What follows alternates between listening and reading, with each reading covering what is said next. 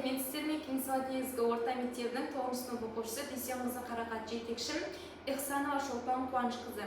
Бүгінгі жобамның тақырыбы Қазақстанның 7 кереметі.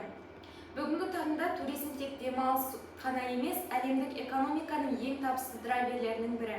Қазақстанның табиғаты бай, тарихы терең болғанымен, бұл әлеуетті толық пайдалана алмай отырғанымыз жасырын емес. Сондықтан жобамның мақсаты еліміздің табиғи және тарихи мәдени орындарын тиімді туристік бағытқа айналдыру жолдарын қарастыру. Тақырыптың өзектілігі қазіргі таңда туризм әлемдегі ең табысты экономикалық салалардың бірі. Қазақстанның табиғаты әсем, тарихи мұралары бай, бірақ туризм әлеуеті толық пайдаланылмай келеді.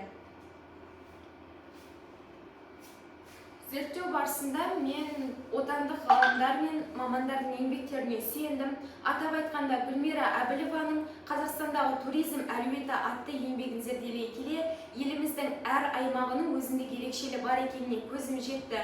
Ал Аманжол Нұржановтың туризмді дамыту стратегиялары бойынша халқымыздың тәжірибені біздің елге қалай бейімдеуге болатынын қарастырдық.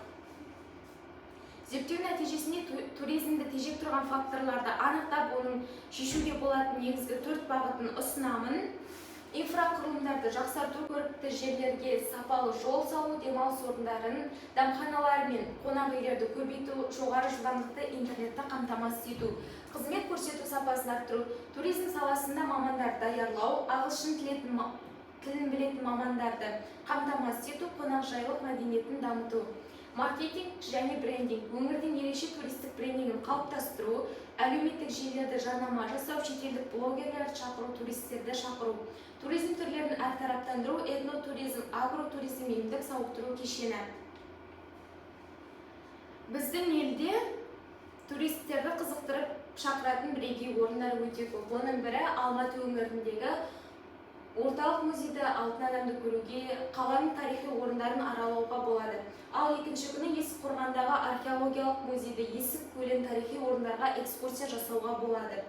Үшінші күні Таңбалы тас, петроглифтер, ЮНЕСКО мұрасы гидпен экскурсия. Бағыт ұзақтығы 3-4 күн.